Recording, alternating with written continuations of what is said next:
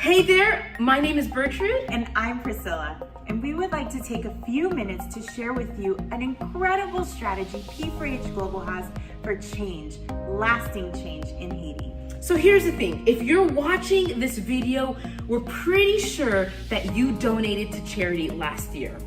How do we know that? Well, 90% of Americans, that's 9 out of 10 Americans, donate to charity in a given year. I mean, just this past year, we as Americans donated over $410 billion to charity. That's the beautiful thing about humanity, right? We all carry within us this deep desire to help people in their times of need. We have within us this compassion and this generosity that compels us to help our friends and our family and the people around us that are in need. As a nonprofit, it's our duty to steward this generosity well. Yes. Every day we're asking ourselves, how can we better live out our mission to train people to transform nations? How can we make real, lasting change? So what's our plan? Come check it out. The 16%. Our goal is to train 16% of Haiti's teachers. So we all know that education is the most powerful tool you can use to change the world. I mean, Nelson Mandela said it, so it's got to be accurate, right? But in all seriousness, if you do any type of research on how to change the world or how to eradicate abject poverty, you will see that these big organizations like UNICEF, USAID, IDB, all the acronyms, they all say that you cannot have a developed country unless you have a developed educational system. You've got to, in order to eradicate abject poverty, you've got to look at the systems that create poverty, not the symptoms that are connected to poverty. And so we, as a nonprofit, we look at that within Haiti. We see Haiti's a beautiful country, but there are systems that really hold back our development as a country. Did you know that 80% of Haitian educators are not trained? They have not received pre-service training. And that significantly contributes to 60% of Haitian students dropping out of school before the 6th grade. We as a nonprofit, we say, you know what? We want to see real change in Haiti. We want to see lasting change. We don't want to contribute to this narrative of millions or billions of dollars being poured into Haiti or poured into people's pockets. We want to see real change, and in order to do that, we've got to train teachers, and we're going to do it by focusing on 16% of Haitian teachers.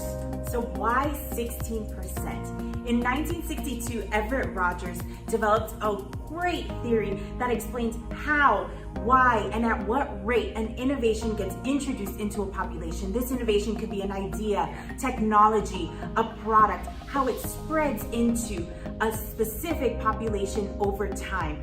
And the way that he describes this is through 5 different groups within a population that kind of go through the spreading of this innovation. The first group is 2.5%. These are the innovators.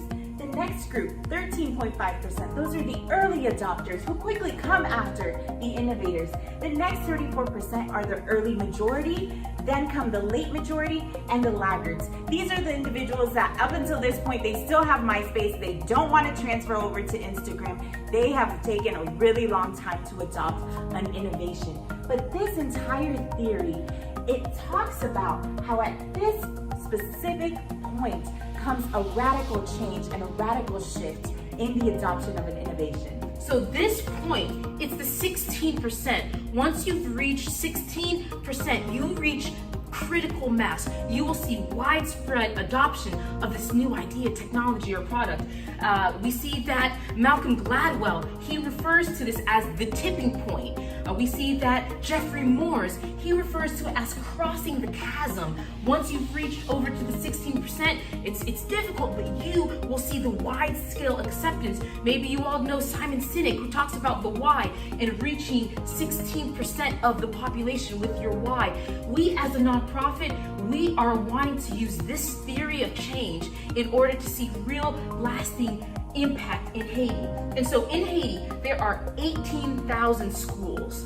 And if there are 18,000 schools, that means our 16% is 2,880 schools.